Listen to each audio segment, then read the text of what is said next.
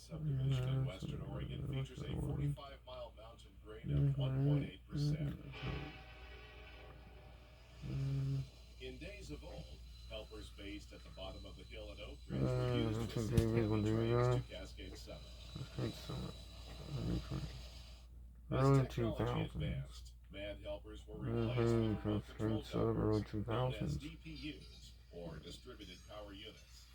They Early were placed as 2000s. needed throughout the train to assist the lead engines.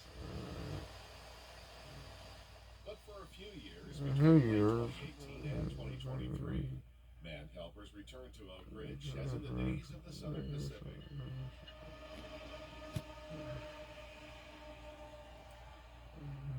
We filmed the Oak Ridge helpers in April and May of 2022, and here's our account.